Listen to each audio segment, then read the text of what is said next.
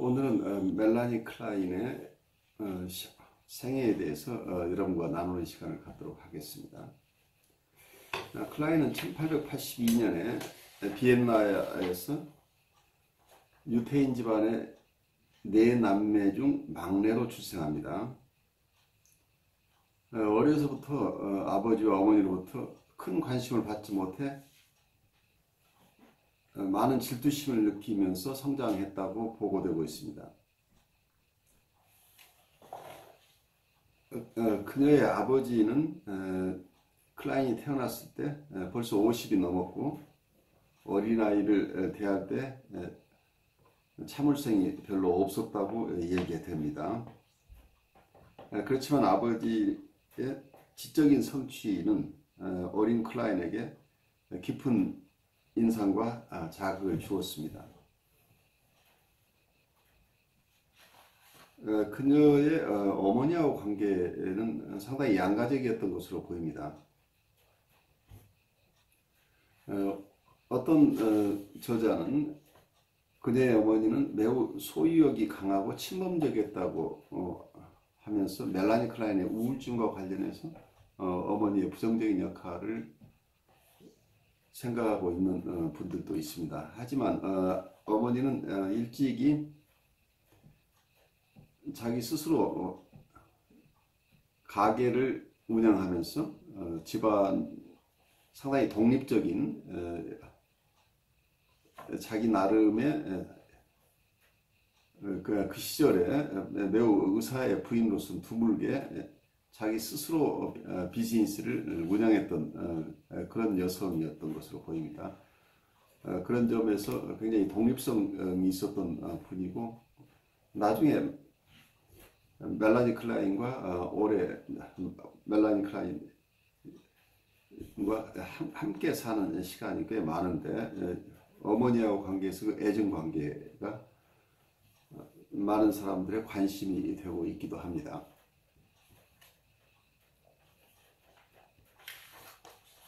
클라인은 20살이 되었을 때 자기가 사랑하던 오빠 엠마뉴엘을 여의게 됩니다. 그래서 어떠면 클라인에게서는 상실이 굉장히 많은 상실의 경험 때문에 크게 영향을 많이 받게 되는데 이 사랑했던 오빠를 엠마누엘을 이런 것이 대표적인 경우에 속합니다. 또한 언니를 또 4살 때 여인은 이런 아픔을 겪기도 합니다. 그래서 이러한 상실이란 주제가 멜라니 클라인에게는 나중에 정신분석을 연구하면서 계속해서 중요한 주제가 되지 않았나 싶습니다. 1903년에 그녀는 아더 클라인과 결혼해서 3자녀를 두게 됩니다.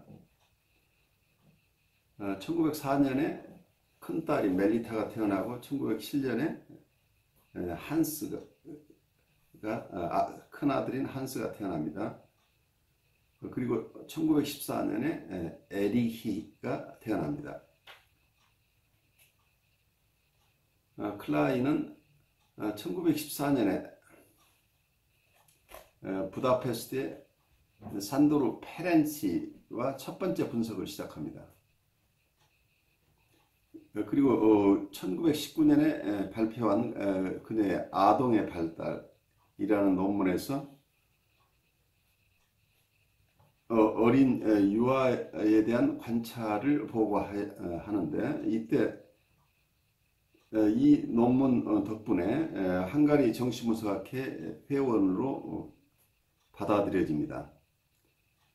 이때 논문에서 다룬 유아는 스스로 본인의 아들인 에리히라고 이해되고 있습니다.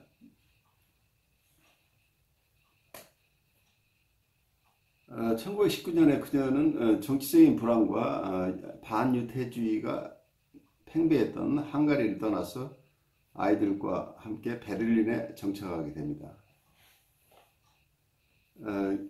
이때 그의 남편은 스웨덴에 정착하게 되는데 여러 우여곡절을 거쳐 1923년에 두 사람은 이혼하게 됩니다.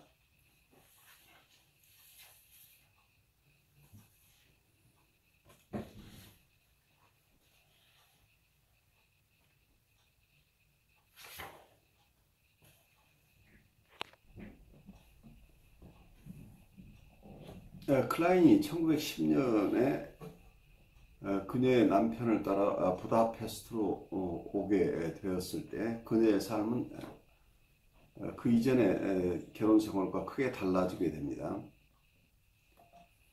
클라인은 부다페스트에서 본인이 그동안 원했던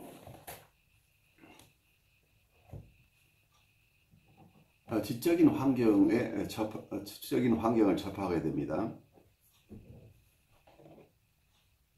그리고 이곳에서 프로이드의 연구를 처음 접하게 됩니다.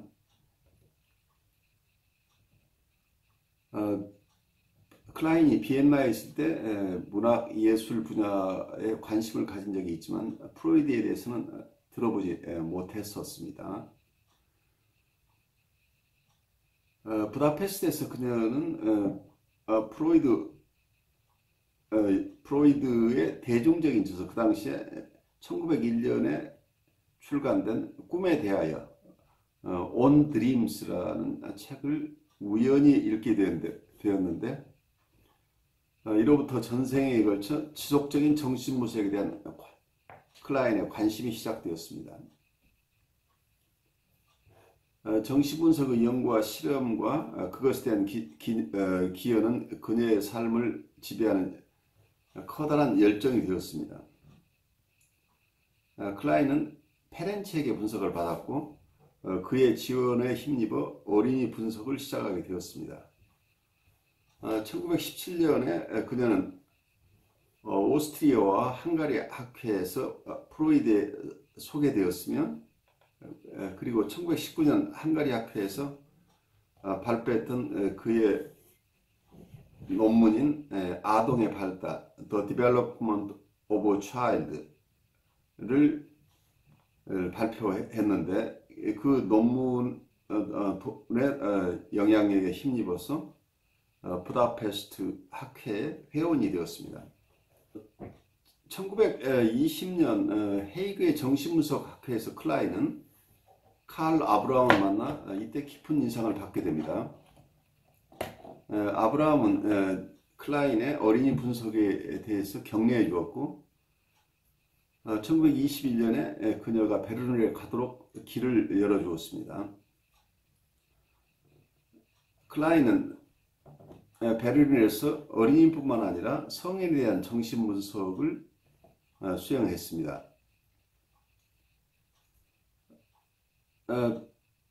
클라인은 페렌치와의 분석을 계속해왔지만 이 페렌치와의 분석 결과에 별로 만족하지 못해서 1924년에 아브라함에게 자신의 분석을 맡아달라고 요구했습니다.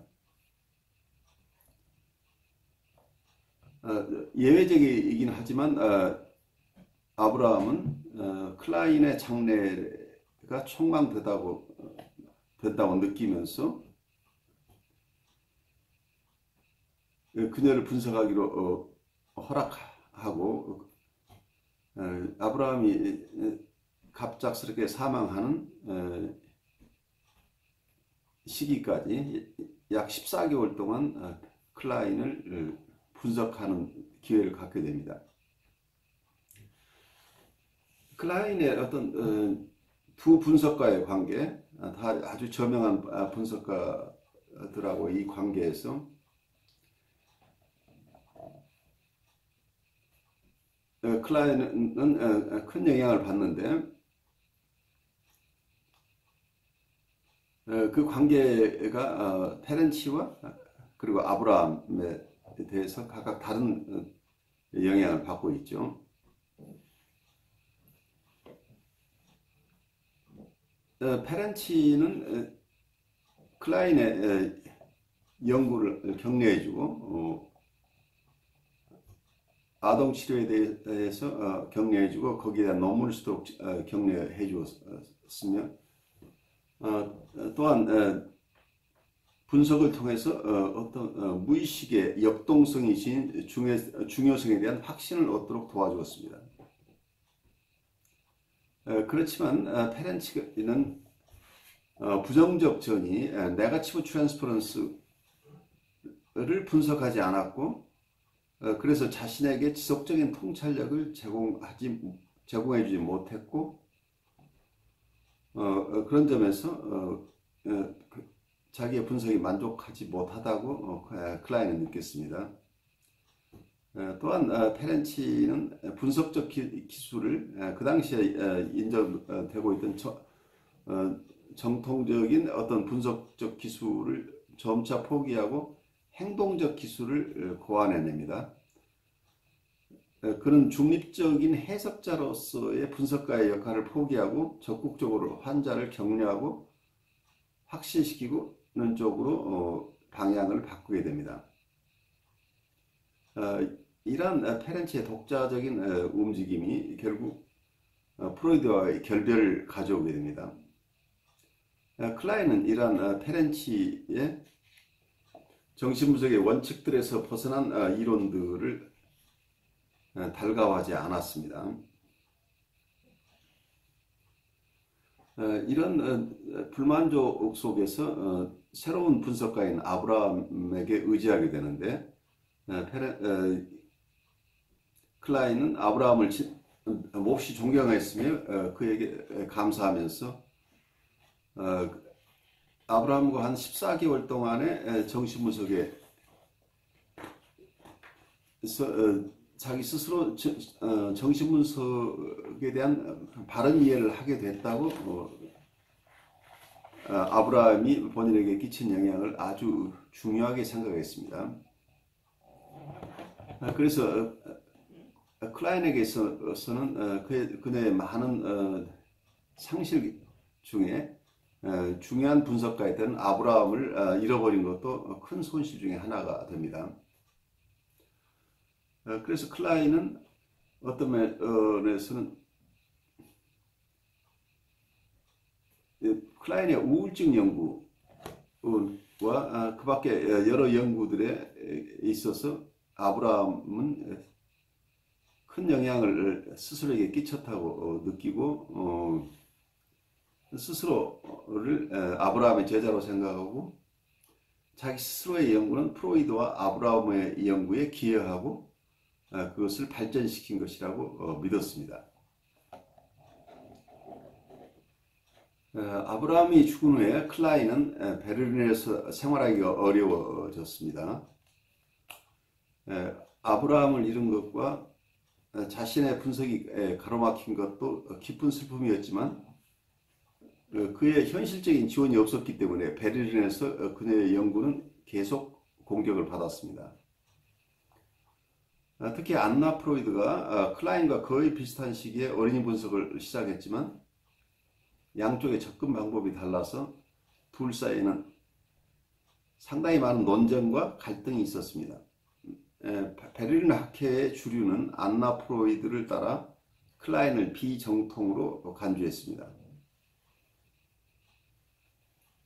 1925년에 클라인은 살츠부르크 회의에서 어린이 정신분석 기술에 대한 첫 논문을 발표했으며 그 논문은 커다란 논쟁을 불러일으켰습니다. 여기서 운명적으로 어네스트 존스를 또한 만나게 됩니다.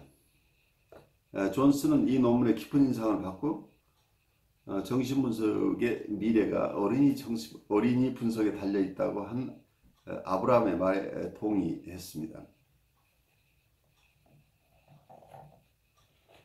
이렇게 호의적인 생각을 가졌던 존스의 도움을 받아서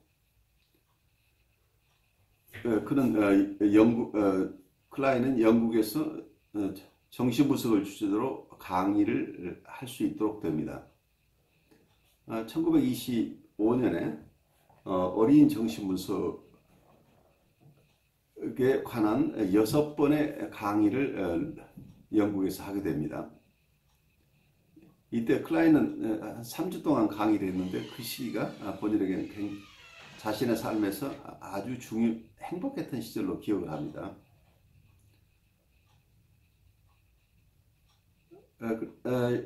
이런 과정을 거쳐서 결국 1927년경에 클라인은 영국에서 자리를 잡고 죽을 때까지 영국에 머물게 됩니다. 클라인은 처음에 영국의 동료들에게서 따뜻한 환대를 받았습니다.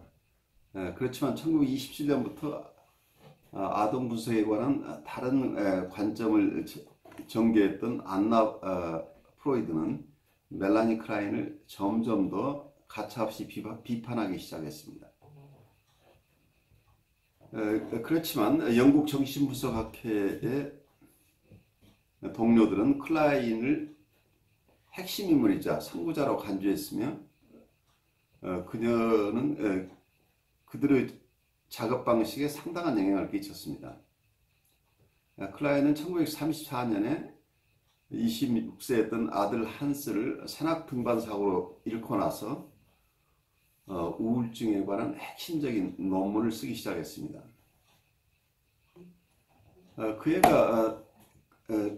그때가 클라인에게는 유난히 힘든 해였는데 에드워드 글로버와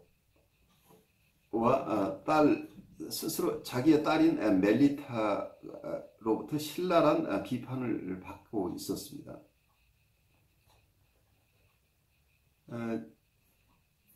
딸인 멜리타는 동생의 자살이 어머니 때문이라고 비난했습니다.